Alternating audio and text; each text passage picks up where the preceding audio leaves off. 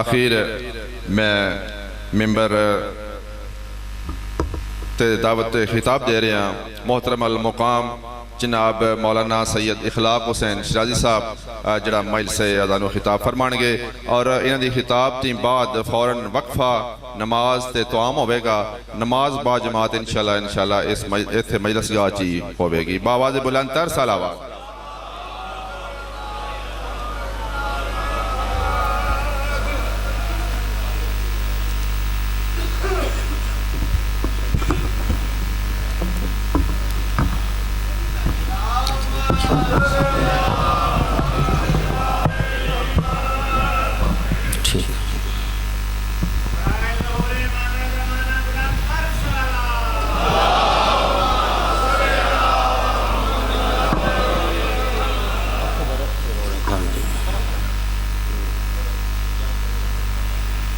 تمام حاضرین سلطمہ سے شہداء ملت جعفریہ کی بلندی درجات کے لیے صدر اسلام سے آج تک رہے محبت و ولایت میں جان دینے والوں کے لیے بالخصوص وہ محبان آل رسول جو دنیا سے چلے گئے اور بعد میں ان کا کوئی فاتحہ پڑھنے والا نہیں رہا، انہیں یاد کرتے ہوئے اپنے مرحومین کو یاد کرتے ہوئے اور بالاخص حاجی الیاس صاحب کے والدین مرحومین اور ان کے مرحوم بھائی سید اعجاز حسین شاہ صاحب مرحوم، حاجی مشتاق احمد مرحوم اور شہید علمدار حسین مرحوم، ان سب کی مغفرت اور بلندی درجات کے لیے ایک مرتبہ سورہ فاتحہ اور 3 بار سورہ توحید کی تلاوت فرما. اعوذ باللہ من الشیطان الرجیم. بسم اللہ الرحمن الرحیم. الحمدللہ رب العالمین الرحمن الرحیم مالک یوم الدین. إياك نعبد وإياك نستعين اهدنا الصراط المستقيم صراط الذين أنعمت عليهم غير المغضوب عليهم ولا الضالين. بسم الله الرحمن الرحيم. قل هو الله أحد الله الصمد لم يلد ولم يولد ولم يكن له كفوا أحد. بسم الله الرحمن الرحيم. قل هو الله أحد الله الصمد لم يلد ولم يولد ولم يكن له كفوا أحد. بسم الله الرحمن الرحيم. قل هو الله أحد الله الصمد لم يلد ولم يولد ولم يكن له كفوا أحد. اللهم اغفر للمؤمنين والمؤمنات والمسلمين والمسلمات الأحياء منهم والأموات.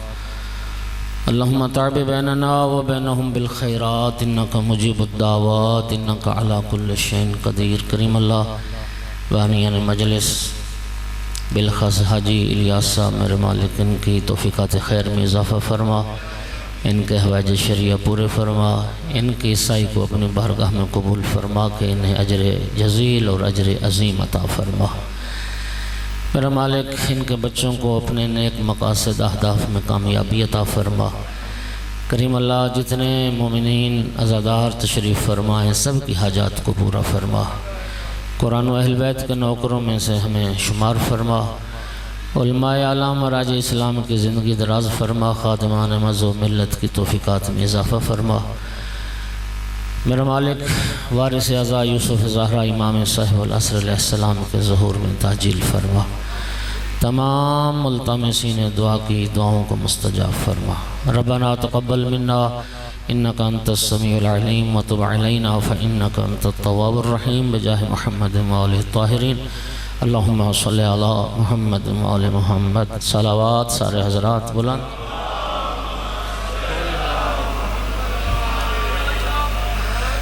وارث اعزا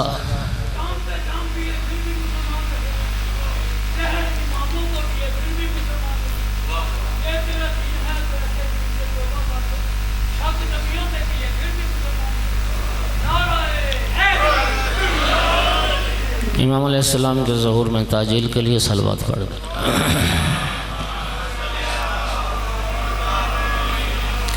اعوذ باللہ من الشیطان اللعین الرجیم. بسم اللہ الرحمن الرحیم. الحمدللہ رب العالمین والعاقبۃ للمتقین والجنة للمؤمنين والنار للمنافقين.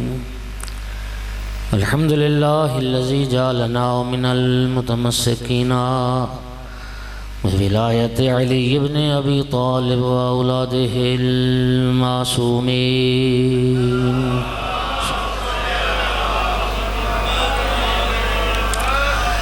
الحمد لله الذي جعلنا من الباقين على سيد الشهداء وأولاده وأصحابه المظلومين. الصلاة والسلام والتحية والإكرام على رسوله الكريم شفيع المذنبين أنيس الغريبين ورحمة للعالمين. أعني العبد المؤيد الرسول المسدد المحمود الأحمد المصطفى الأمجد بالقاسم محمد.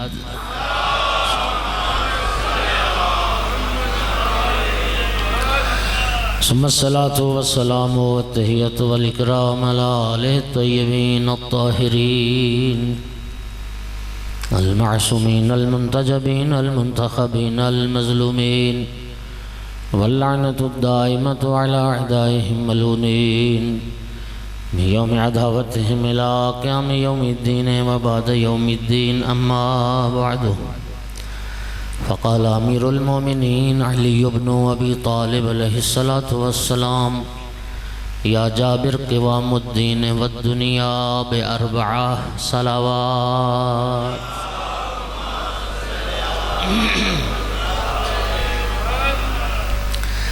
سامعین گرامی قدر حاضرین مجلس، پہلے تو پروگرام اور تھا، کسی اور موضوع پہ گفتگو کروں، پھر جیسے جیسے وہ سوئی آگے بڑھتی گئی تو پھر مجھے موضوع میں تبدیلی کرنا پڑی۔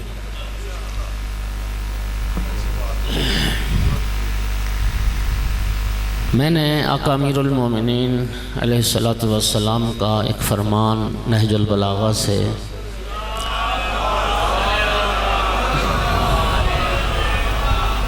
آپ کے سامنے پڑھا۔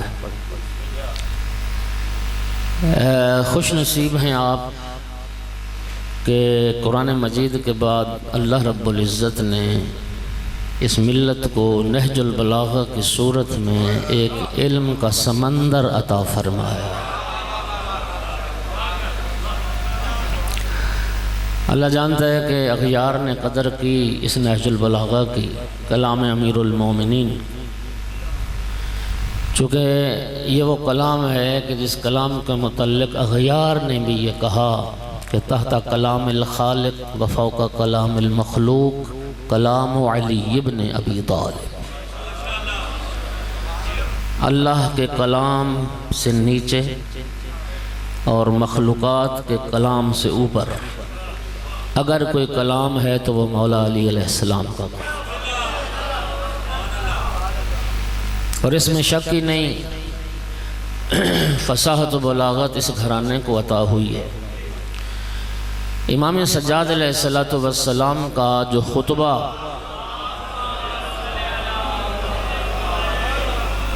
یزید کے دربار میں جو آقا نے پڑھا، اس میں مولا نے یہی فرمایا تھا کہ وَلَقَدْ أُوتِينَ سِتًّا وَفُضِّلْنَا بِسَبْعٍ۔ 6 چیزیں اللہ نے ہمارے گھرانے کو ایسی عطا کی ہیں جو کائنات میں کسی اور گھرانے کو نصیب ہی نہیں ہو۔ اوتین العلم، علم ہمیں عطا کیا گیا، والحلم، بردباری، تحمل، یہ ہمیں عطا کیا گیا، والفصاحت، فصاحت و بلاغت ہمیں عطا کی گئی، والشجاعت، جرت و بہادری ہمیں عطا کی گئی، والسماحت، سخاوت ہمیں عطا کی گئی، والمحبت فی قلوب المومنین، اور مومنوں کے دلوں میں اللہ نے محبت بھی ہمارے گھرانے کی رکھ دی۔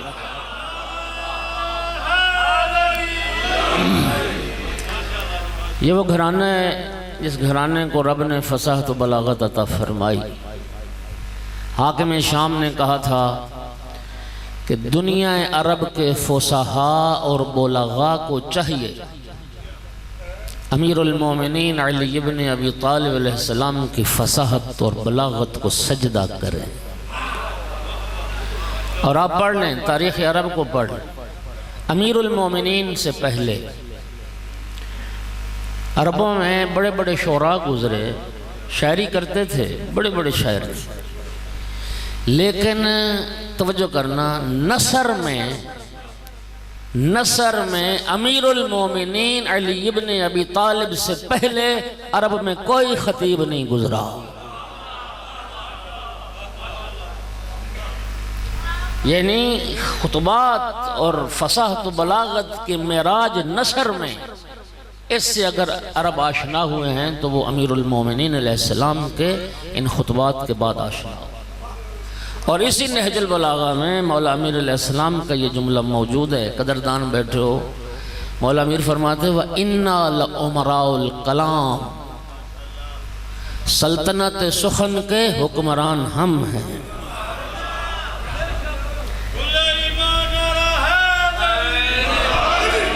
سلطنت سخن کے فرما روا ہم ہیں. یہ نہج البلاغہ یہ شاہ ولایت کا کلام ہے. یہ امیر المومنین کی طرف سے قیامت تک آنے والے شیعوں کے لیے ایک علمی خزانہ اور علمی میراث ہے. اغیار نے قدر کی، اغیار نے. شہید مرتضیٰ مطہری لکھتے ہیں اپنی ایک کتاب میں کہ برطانیہ میں ایک لائبریری ہے. اچھا، اب جو لائبریری کا سے واقف ہیں یا کبھی لائبریری گئے ہوں یا کبھی شکل دیکھی ہو تو لائبریری میں تو ہزاروں لاکھوں کتابیں ہوتی ہیں.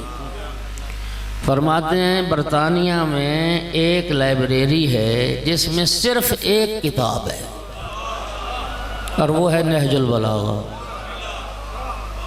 سنیے، یعنی ایک کتاب سے مراد یہ نہیں کہ نسخہ ایک ہے، نسخے تو ہزاروں ہیں.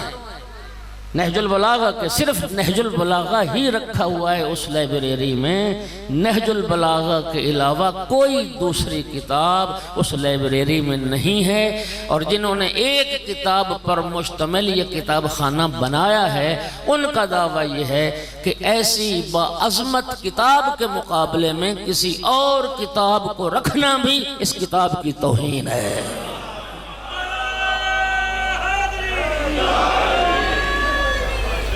اغیار نے قدر کی نہج البلاغہ کی، اغیار نے. جارج جرداق عیسائی تھا، ادبیات عرب کا پروفیسر تھا، لبنان کی یونیورسٹی کا.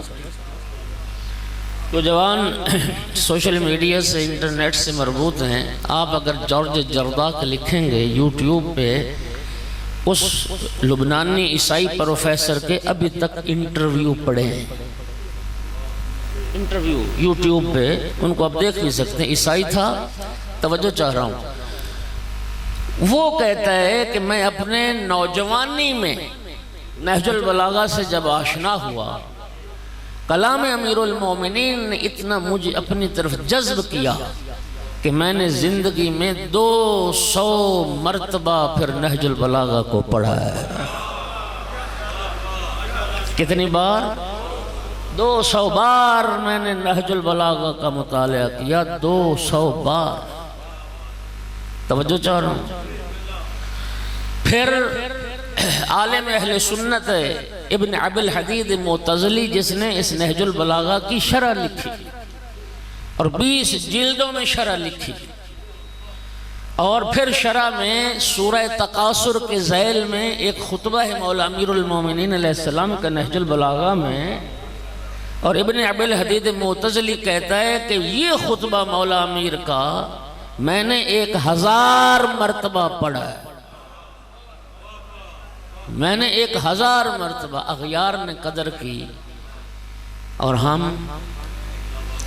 جن کے پاس یہ میراث ہے، جن کے پاس یہ دولت ہے، ناراض نہ ہوئیے گا، لمحہ فکریہ ہے. جس طرح شاہ صاحب فرما رہے ہیں نا کہ ایک بیداری کی کوشش ہے، لمحہ فکریہ. آج ہر بندہ ولایت کا ٹھیکیدار ہے. آپ القاب پڑھتے ہیں اشتہاروں میں، مؤذن ولایت علی، مبلغ ولایت علی، وکیل ولایت علی.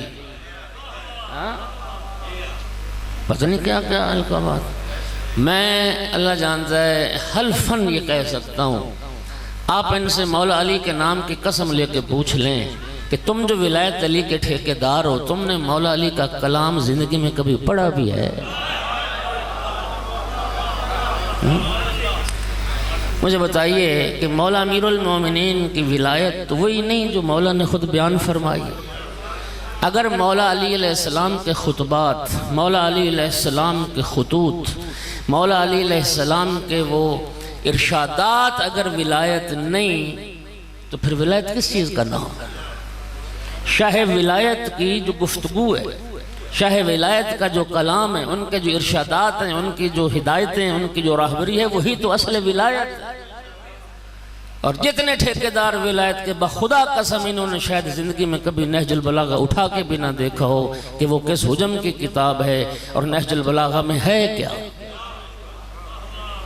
ناراض نہ ہو جانا، معاف کر دینا مجھے بخدا قسم. و شیعیان حیدر قرار بیدار ہونے کی ضرورت ہے. نصیریت اور شرک کو ولایت کے نام پہ بیان کیا جا رہا ہے.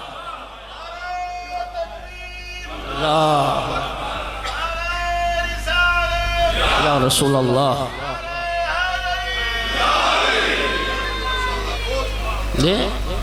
نصیریت اور شرک کو بنام ولایت بیان کیا جا رہا ہے. اور وہ کامیاب ہیں. کیوں کامیاب ہیں؟ اس لیے کہ نہ آپ نے کبھی نہج البلاغہ کو پڑھا، نہ کبھی آپ ولایت سے آشنا ہوئے.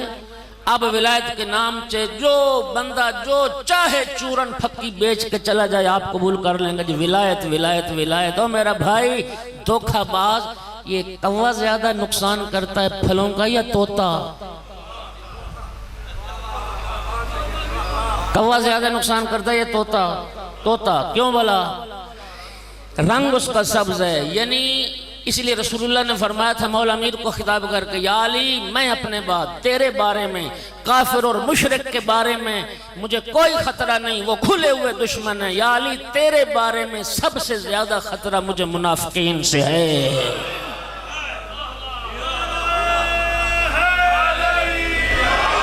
چونکہ منافق کیا ہوتا ہے؟ لباس اسلام والا ہوتا ہے، اندر سے کافر ہوتا ہے. اور میرا بھائی اگر لباس ولایت والا نہیں پہنچیں گے تو آپ کو پھر اپنی بات سمجھائیں گے کیسے؟ مولا امیر المومنین نے فرمایا انظر الی ما قال ولا تنظر الی من قال. علی مولا فرماتے ہیں کبھی یہ نہ دیکھنا بات کرنے والا کون ہے، یہ دیکھنا بات کر کیا رہا ہے.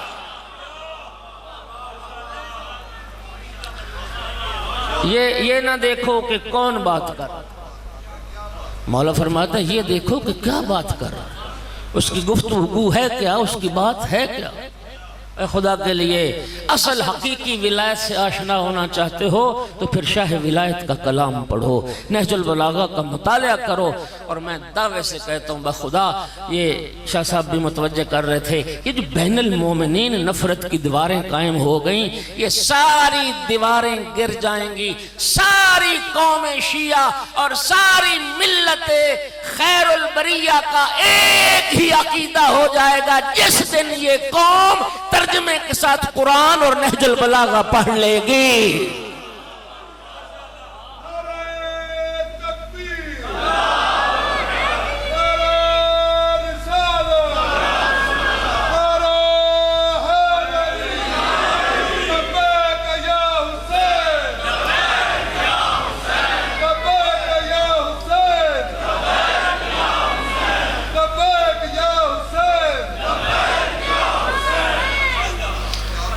یہ بین المومنین سارے اختلافات دم توڑ جائیں جب یہ دو کام میں چیلنج سے کہہ رہا ہوں.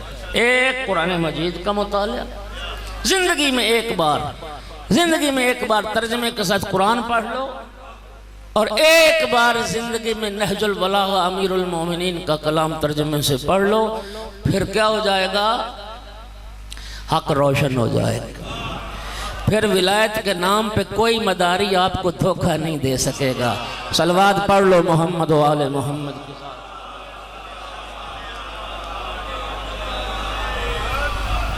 اب میں وہ جو 3 حصے نہج البلاغہ کے، ایک حصہ پہلا خطبات، دوسرا حصہ مکتوبات یعنی خطوط۔ ایک زمانہ تھا، مجھے اب تو یاد نہیں، اگر کوئی سکول ٹیچر بیٹھے ہیں تو وہ بتائیں گے بہتر، لیکن مجھے یاد تھا میڈل حصے میں یا کس حصے میں جا کے غالب کے خطوط اردو ادب کا ایک حصہ تھا، اور غالب کے خطوط پڑھائے جاتے تھے، یاد ہے یا نہیں؟ جی، اور میرا بھائی اگر غالب کے خطوط اردو ادب کا حصہ ہیں، مولا علی کے خطوط ایمان کا حصہ ہے۔ ہاں، تو اپنے دادے پردادے کا خط سنبھال کے رکھا ہوا ہے، جی میرے دادے پردادے کا خط ہے، تو مولا علی کی خطوط کی بھی تو قدر کرو کہ، اور پڑھو صحیح مولا علی علیہ السلام کس طرح سے خط لکھتے تھے، دوستوں کو بھی لکھے، دشمنوں کو بھی لکھے، کبھی ان خطوط کو بھی دلچسپی سے پڑھو، اور مولا علی کے خطبات بھی پڑھو۔ توجہ، یہ مولا علی علیہ السلام کے جو خطبات ہیں، یہ مولا علی علیہ السلام کی مجلسیں ہیں، ایسا ہے یا نہیں؟ آج اگر ہمارے وہ بہت پرانے ذاکرین علماء جی جو دنیا سے سفر کر گئے، بہت پرانے، مجھے تو بہت پرانوں کے نام بھی نہیں آتے، لیکن میں بس اوقات جب دیکھتا ہوں یہ پرانی کوئی ویڈیو آ جاتی ہے سوشل میڈیا پہ، تو میں اس کو بڑی محبت سے پھر سنتا ہوں۔ خدا جانتا ہے پرانے ذاکرین، خدا ان کی قبروں کو منور کرے اور ان پہ رحمتوں کی بارش نازل کرے۔ کیا شب زندہ دار لوگ تھے، کیا تہجد گزار لوگ تھے۔ اس وقت عزاداری پیشہ نہیں بنا تھا، اس وقت عزاداری عبادت تھی جی، تو یقین کیجئے ان کا نا دل کرتا ہے۔ آپ کے سامنے بھی اگر بہت پرانے اگر بزرگان کی، علامہ علی نقی کی کچھ ویڈیوز اب میسر ہوئی ہیں، اللہ جانتا ہے بندہ اتنی محبت اور شوق سے سنتا ہے، اسی طرح سے ابھی تک علامہ حافظ کفایت حسین کی کوئی ویڈیو نہیں آئی جی، یا اس طرح پرانے اور بزرگان۔ میرا بھائی، انسان بزرگوں کی، اپنے اسلاف کی میراث سے محبت کرتا ہے، عشق پیدا ہوتا ہے۔ اللہ آپ کو سلامت رکھے۔ میں ایک بات کروں کہ اگر آپ کو پتہ چلے کہ عراق میں، لبنان میں یا دنیا کے کسی خطے میں مولا علی علیہ السلام کے خطبہ پڑھنے کی ایک ویڈیو ملی ہے، مولا علی علیہ السلام خطبہ پڑھ رہے ہیں، تقریر کر رہے ہیں، میں نہیں سمجھتا کہ کائنات میں کوئی بندہ شیعہ ہو اور اس ویڈیو کو حاصل کرنے کی تمنا نہ کرے۔ بولو ذرا، ہر مومن کی تمنا ہوگی نا کہ مولا کی وہ ویڈیو آ جائے، ہاں جی، اور ہم آقا کی زیارت بھی کریں، ہم آقا کی مجلس بھی سنیں، دنیا کی تمام زبانوں میں اس کے ترجمے کروائے جائیں گے۔ مولا امیر المومنین کی اس مجلس کو ہر مومن ساری زندگی سنے گا، بار بار سنے گا۔ میرا بھائی، اس زمانے میں تو یہ ٹیکنالوجی تھی نہیں، ویڈیو آڈیو کا رواج تھا نہیں۔ اگر اس ویڈیو کی صورت میں وہ مجلس نہ پہنچ سکی، کتابی شکل میں تو وہ مجلسیں ہیں۔ یہ نہج البلاغہ کے جو خطبات ہیں، یہ کتابی شکل میں مولا کی مجلسیں نہیں۔ تو اتنا عشق رکھتا ہے مولا سے، کتنی مجلسیں پڑھی ہیں تو نے مولا علی علیہ السلام؟ اے خدا کے لیے بیدار کر رہا ہوں، یہ مولا علی علیہ السلام کی مجلسیں ہیں۔ کبھی وہ مجلسیں بھی پڑھو جو مولا پڑھتے تھے، ان کا بھی مطالعہ کرو، پھر تمہیں ایک تمیز اور بھی آ جائے گی۔ کم از کم ایک موالی کو، مولائی کو یہ تو پتہ چل جائے گا آج ہماری مجلسوں کا انداز کیا ہے اور علی مولا کیسی مجلس پڑھا کرتے تھے۔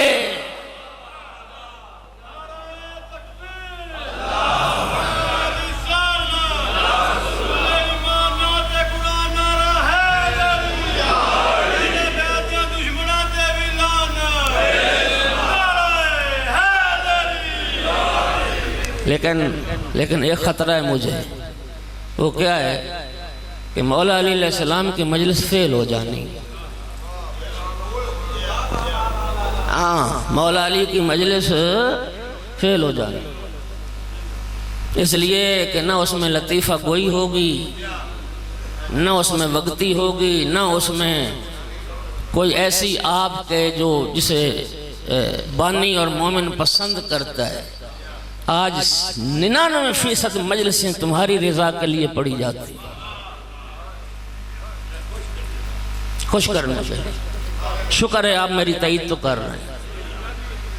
تو پھر وہ مولا امیر المومنین کی جو مجلسیں تھیں نا، وہ لوگوں کی خوشی کے لیے نہیں تھیں، وہ رب کی خوشنودی کے لیے تھیں۔ اس لیے ایک مرتبہ پڑھو، جوان بیٹھو، جنہیں پڑھنا آتا ہے وہ پڑھو، جنہیں پڑھنا نہیں نہ آتا بزرگان وہ اپنے بچوں سے پوتوں سے کہیں کہ نہج البلاغہ ہر گھر میں ہونا چاہیے، اور اپنے بچے پوتے سے کہیں کہ مجھے پڑھنا تو نہیں آتا، مجھے ایک صفحہ ہر روز مولا علی کا خطبہ پڑھ کے سنا، ترجمہ سنا، تاکہ میں سنوں تو صحیح مولا کیا فرماتے۔ 3 حصے ہیں نہج البلاغہ کے، ایک حصہ خطبات ہے، دوسرا حصہ خطوط ہیں، تیسرا حصہ چھوٹے چھوٹے حکمت بھرے کلمات ہیں۔ اور میں ایک اور بات کی بھی وضاحت کر دوں، نہج البلاغہ کو پڑھنے کا طریقہ وہی ہے جو قرآن پاک حفظ کرنے کا طریقہ ہے۔ یہ سمجھیے، کیونکہ میں ایسے متعدد دوستوں کو جانتا ہوں جنہوں نے کہا جی ہم نے نہج البلاغہ شروع کیا پہلے خطبے سے، اور بس وہ تو ہماری عقل و فکر سے بہت بلند و بالا اونچا تھا، تو وہ ہم نے ٹھپ کے رکھ دیا، سمجھ نہیں آئی۔ اس کا طریقہ پتہ کیا؟ قرآن جو حفظ کرتے ہیں نا بچے، انہیں سورہ بقرہ سے شروع نہیں کرواتے، انہیں آخری پارے سے شروع کرواتے ہیں۔ پہلے چھوٹی چھوٹی صورتیں یاد کرواتے ہیں، چھوٹی سے آہستہ آہستہ پھر بڑی صورتوں کی طرف، پہلے 30واں پارہ، پھر 29واں پارہ، پھر 28واں پارہ، اور پھر بچے میں استعداد، لیاقت، صلاحیت، سٹیمنا ہو جاتا ہے، پھر وہ آہستہ آہستہ بڑی صورتوں کی طرف آتا ہے۔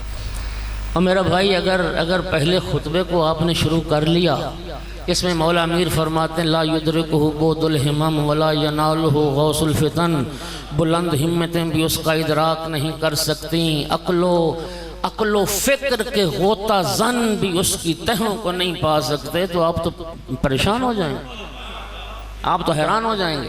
اس کے لیے وہ جو تیسرا حصہ ہے نا، وہاں سے شروع کریں، چونکہ اس میں چھوٹے چھوٹے کلمات ہیں، 2 لائن کے، 4 لائن کے، 5 لائن کے، موضوعات مختلف ہیں، موضوعات الگ الگ ہیں، پھر چھوٹے چھوٹے کلمات ہیں، 1 پڑھ لیں، 2 پڑھ لیں، 4 پڑھ لیں، دلچسپی بھی برقرار رہے گی، سمجھ بھی آتی رہے گی۔ جب وہ تیسرا حصہ پڑھ لیں تو مولا کے خطوط پہ آ جائیں، جب خطوط پڑھ لیں تو پھر خطبات تک انشاءاللہ آپ میں صلاحیت پیدا ہو جائے گی کہ کلام علی کو آپ پڑھ سکیں اور سمجھنے کی صلاحیت پیدا ہو سکے۔ وعدہ کرتے ہیں پڑھیں گے، پکی بات ہے جی، جو وعدہ کرتا ہے کہ انشاءاللہ نہج البلاغہ، اللہ جانتا ہے انسان بازار جاتا ہے نا جی، 1000 روپے کا پیزا کھا کے آ جاتا ہے، تو ہر شیعہ کے گھر میں 500 کا اگر نہج البلاغہ کلام علی ہو تو میں سمجھتا ہوں کہ یہ اگر کلام امیر المومنین سے علی والا عشق نہیں کرتا تو یہ بھی مولا کے حق میں جفاکار ہے، یہ جفاکار ہے۔ انشاءاللہ وعدہ کرتے ہو نہج البلاغہ خریدو گے بھی اور نہج البلاغہ پڑھو گے بھی، پکی بات ہے۔ جو وعدہ کرتا ہے وہ صلوات پڑھو ذرا سارے حضرات۔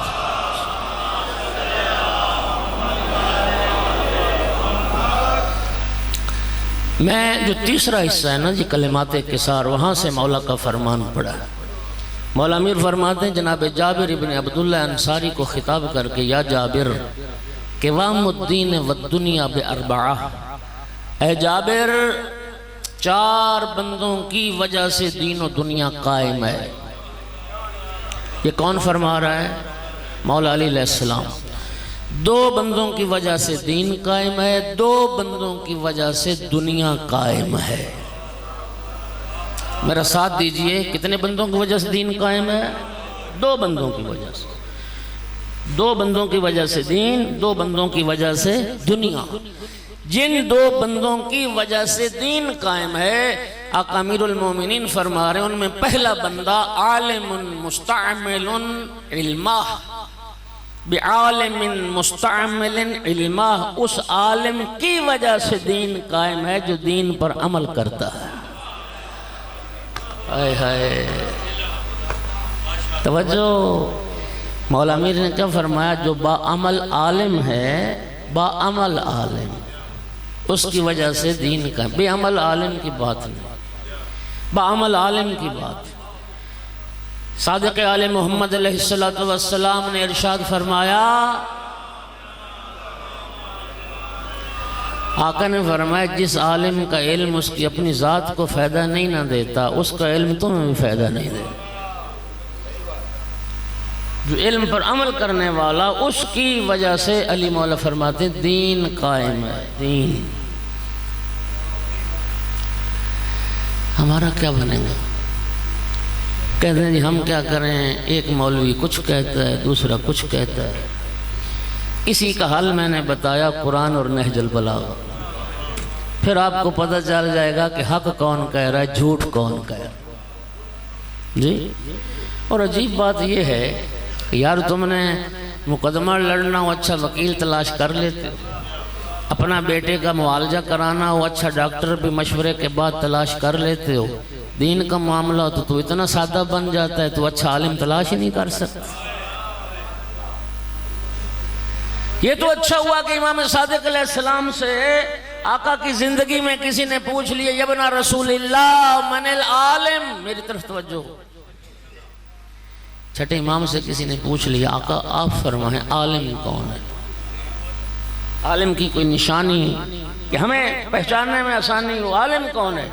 فرمایا من صدق فعلہ قولہ، جس کا کردار، جس کی گفتار کی تصدیق کرے وہ عالم۔ جس کا عمل، جس کا فعل، جس کے قول کی تصدیق کر دے وہ علماء دوست بنو، علماء دوست۔ جعفری جو جعفری تشریف فرمائے نا، وہ امام جعفر صادق علیہ السلام کا ایک فرمان سن لیں۔ سرکار نے فرمایا تو اغدو عالما او متعلما او محبا لہما، یا عالم بن جاننا یا طالب علم بننا یا علماء سے محبت کرنے والے بننا، چوتھی صورت اختیار نہ کرنا ورنہ تم ہلاک ہو جاؤ گے۔ اچھا اب تین صورتیں امام نے بیان فرمائی۔ اب ہر بندہ اپنا جائزہ لے کہ میں کس کیٹیگری میں آتا ہوں، عالم ہوں؟ نہیں۔ میں طالب علم ہوں؟ نہیں۔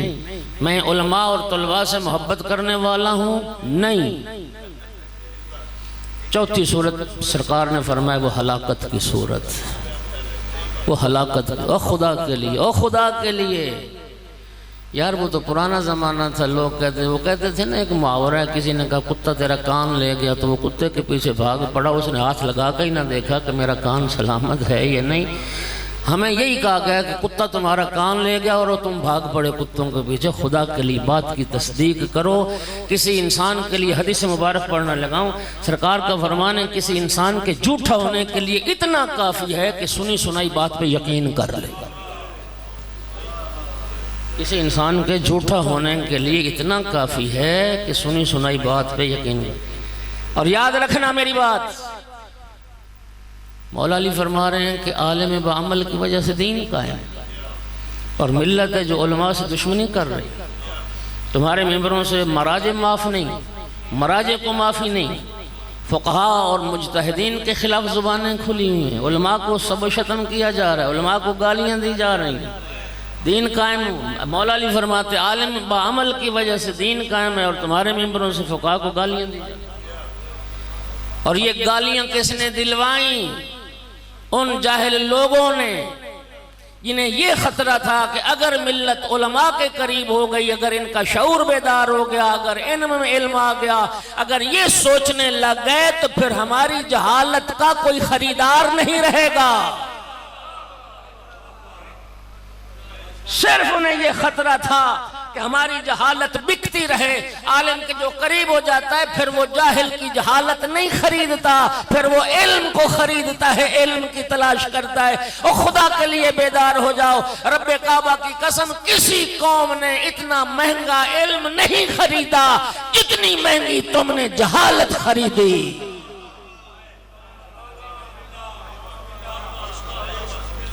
بعالم مستعمل علما، اس عالم بعمل کی وجہ سے دین قائم۔ حضرت ابو ذر غفاری نے،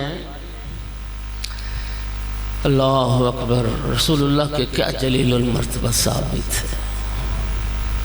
حضرت ابو ذر وہ صحابی ہیں جنہوں نے جب سرکار کے ہاتھ پہ آ کے بیعت کی نا، کلمہ پڑھا، تو ابو ذر سے رسول اللہ نے اس بات پر بیعت لی، ابو ذر میں تیرا اسلام اس شرط پر قبول کرتا ہوں، وعدہ کرو ساری زندگی کلمہ حق کہو۔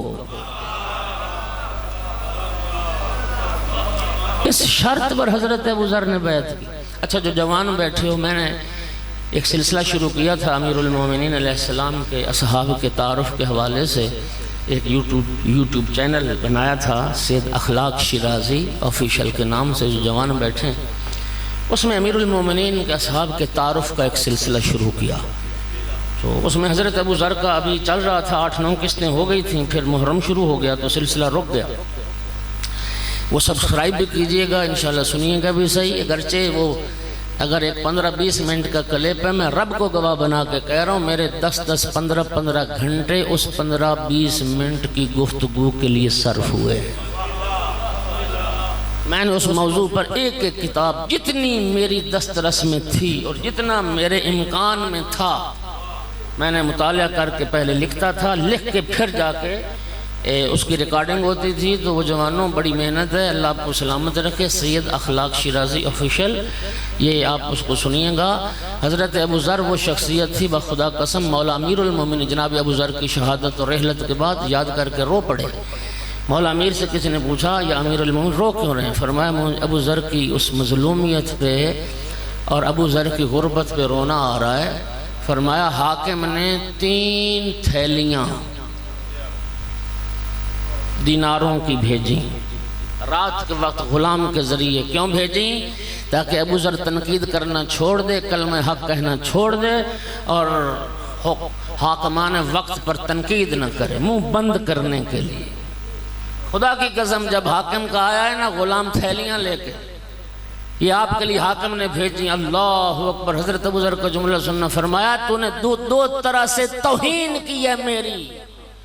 فرمایا پہلی توہین تو تم نے یہ کی کہ کیا تم نے یہ سمجھ لیا کہ میں 3 تھیلیوں کے بدلے علی چھوڑ دوں گا؟ اور فرمایا دوسری توہین تو نے میری یہ کی، حاکم نے میری یہ کی کہ تم نے میرے آقا کی محبت و ولایت کی قیمت یہ 3 تھیلیاں لگائیں۔ خدا کی قسم کائنات ابو ذر کے قدموں میں ڈھیر کر دی جائے، میں ایک لمحے کے لیے بھی علی کی ولایت اور راستے سے پیچھے ہٹنے کو تیار۔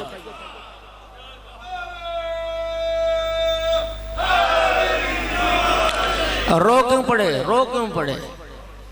فرمایا جس رات ابو ذر نے وہ 3 تھیلیاں واپس کی، تیسرا دن تھا ابو ذر کو اور اس کے بچوں کو بھوکے سوتے ہوئے۔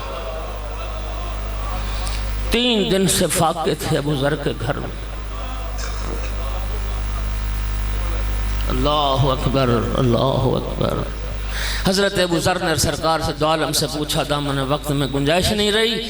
حضرت ابو ذر نے سرکار دو عالم سے پوچھا تھا، یا رسول اللہ شہید کے جنازے میں شرکت کرنا آپ کو زیادہ پسند ہے یا کسی عالم کی مجلس صحبت میں محفل میں لحظہ بیٹھنا آپ کو زیادہ پسند ہے؟ سرکار نے فرمایا علم یا ابا ذر جلوس ساعت عند مجلس العالم احب الی من حضور 1000 جنازت شہید من شہداء بدر۔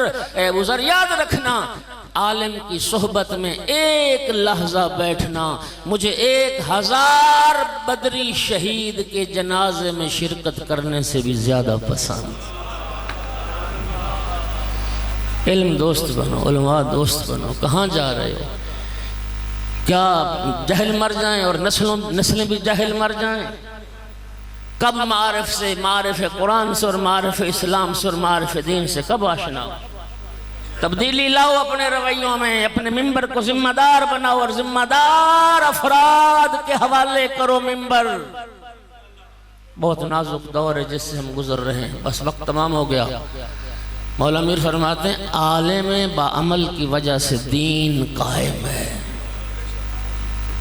اور دوسرا ایک حدیث اور سن لو، سرکار نے فرمایا من وقر عالما فقد وقرنی ومن اہان عالما فقد اہاننی۔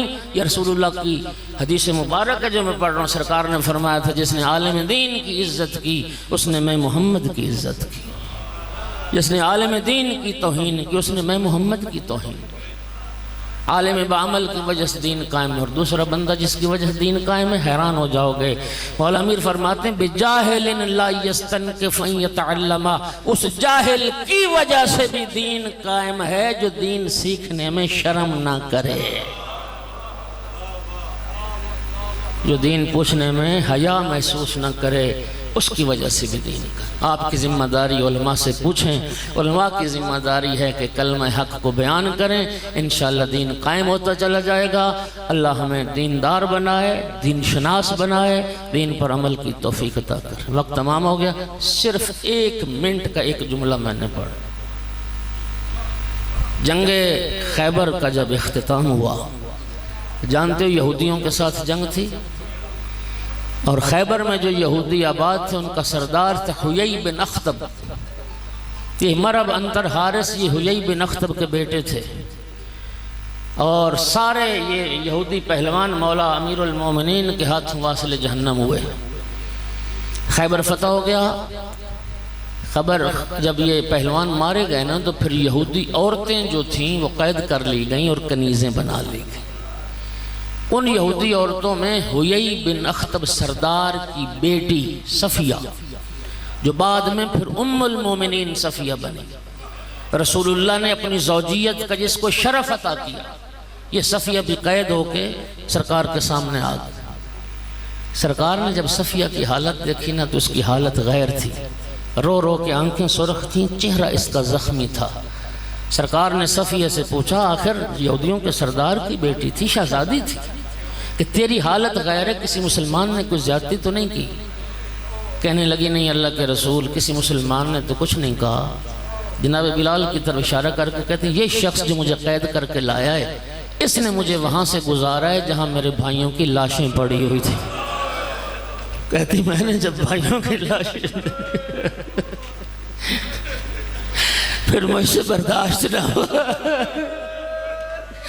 مجھ سے برداشت نہ ہوا، میں نے گریہ کیا، میں نے منہ پہ ماتم کیا، میں نے چہرے کو خراشا، اس لیے میری یہ حالت ہے۔ اللہ جانتا روایت کہتی ہے سرکار نے جناب بلال سے خطاب کر کے فرمایا بلال کبھی بہنوں کو بھی بھائیوں کی لاشوں پر سے تو کسی اور راستے سے لاتا، میں عرض کروں گا یا رسول اللہ آپ کو صفیہ کا اپنے بھائیوں کی لاشوں سے گزرنا گوارا نہ ہوا۔ یا رسول اللہ 11 محرم ہوتے کربلا میں جب آپ کی بیٹیاں زینب و کلثوم کو بھائی حسین کی لاش